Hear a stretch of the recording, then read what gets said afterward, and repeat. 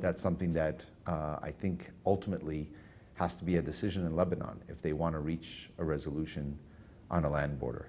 So that's a question that I've asked while I'm here. We'll continue with those discussions. As the United States, we want to support Lebanon.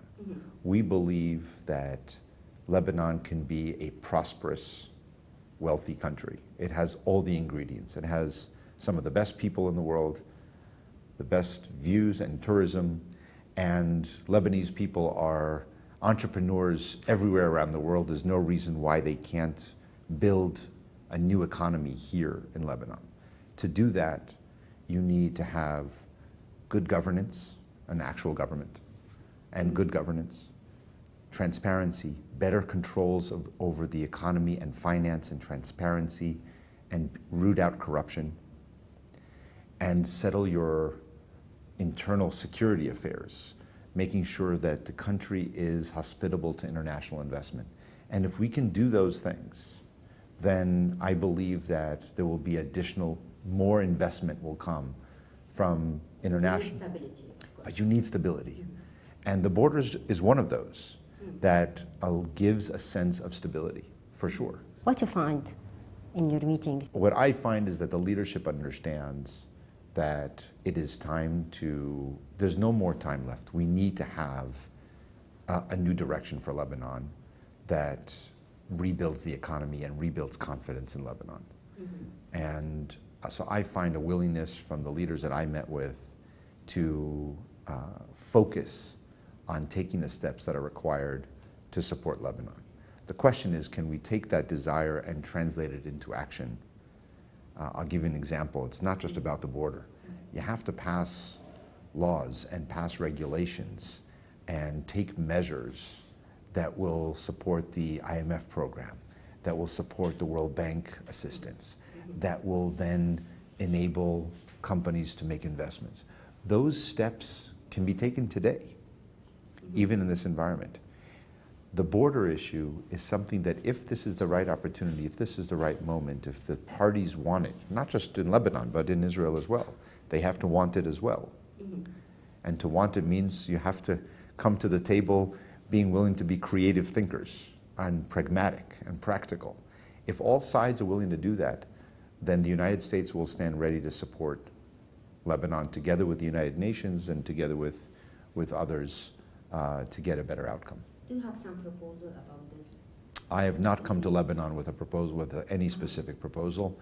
At this point, I'm just here to listen and to hear and to make a judgment on what is the best approach moving forward. Because you know there is 13 reservation points for Lebanon, and how can you solve this issue? I know there are 13 points.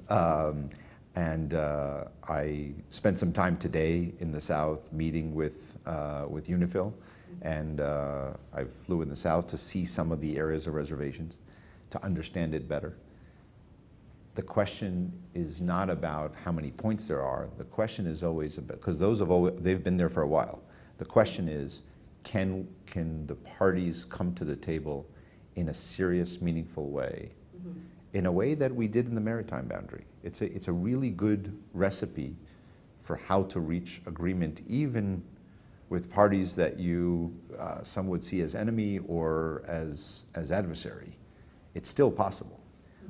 If there's a willingness, the United States will be there to support Lebanon and the region to have a more prosperous future and a more stable future. But at the end of the day, decisions have to be made in Beirut, in Lebanon. They're not decisions being made in Washington. So you'll play the same role, the similar role. If there is a willingness here, the United States will be supportive. Whether it's me or someone else, the United States will always want to support stability in this region. Based on your experience in the field of energy, what legislation does Lebanon need today in order to achieve proper management and preservations of his oil wealth? Well, I've been clear for a long time, as have the ambassador here and my colleagues. Passing a sovereign wealth fund law will really send a strong signal that the country intends to make sure that if there is any revenue, when there is that revenue, it will be preserved for the people of Lebanon and to support the country's development and not be victim to corruption and individuals who try to take that money for themselves or for the organizations. That is critical to do to send a signal of confidence. There are several other measures around the economy that will give confidence to the energy sector. The energy sector is not separate from anything else. At the end of the day, if they see a healthy banking system, they'll say, okay, I want to come and invest. If the IMF says, I've reached arrangements and the country has passed the laws and regulations that we want, then the energy sector will come and invest. And I can tell you that since the rig arrived, since the platform arrived in the water here, from Total and ENI, I have already gotten calls from companies asking if I thought it was safe for them, both politically and economically, to come and join in on the exploration and investment in the waters of Lebanon. So I think there's great opportunity here, and I think the government and folks in leadership here know what they need to do to keep raising the confidence level of international companies. Lebanon is still waiting on your efforts to transfer Egyptian gas and electricity from Jordan. What has become of these efforts? I am waiting too. I am also impatient. I think that Lebanon should have not 1 or 2 hours of electricity a day, but 24 hours a day. And I think that the gas deal with Egypt is something that we have expressed support for. The United States will continue to support that. There are measures that the World Bank has requested or has said are conditions for them to be able to provide the financing. They are known. They should be acted on. And I met with the energy minister last night, and I told him that I was pleased that he is taking some good steps, but I encouraged him to work closely with the World Bank in a collaborative manner and for the government to implement the remaining steps and remaining reforms so that we can make that a reality. We have done everything we can to support Lebanon's ability to have the contract with Egypt and with Jordan and to make sure the pathway of getting the gas from Egypt to Lebanon is there. We will continue to support. If we get the reforms done, we have expressed it very clearly to the World Bank that we support this if the reforms are done. Is the U.S. position supportive of dialogue among the Lebanese? I don't interfere in the political process in Lebanon. You have leaders here who are responsible for getting to a selection of a president. We hope, the United States, that it happens quickly and efficiently. I think that you have the Speaker of the Parliament is fairly experienced has been around running the process for selection of president several times. He knows what the process is. Far be it from me to tell anyone how it should work. I just think it should come to a conclusion, and it should come to a conclusion quickly. And at the end, we are still in the quest of mining a president. When do you think we will be able to extract president? That's a good question that you should ask most of the people that you interview from the different parties in Lebanon. I hope they can come together and select a president as soon as possible.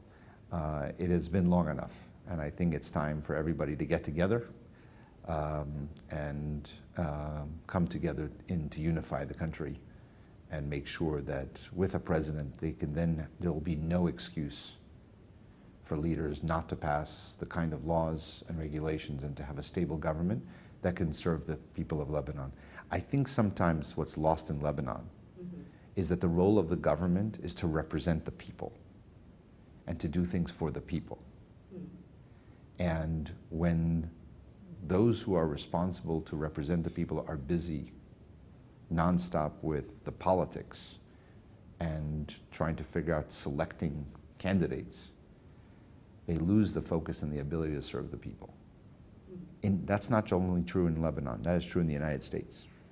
That is true everywhere. And the economy here has taken a blow after blow after blow. People here are suffering from high prices, low income, and a lack of basic needs. There should be as much focus There should be more focus on those things than on the politics of selecting candidates. So my urging in my own country and here is to always remember what the role of public service is. It's public service. It's to serve the public. And I think Lebanon deserves that from its leaders.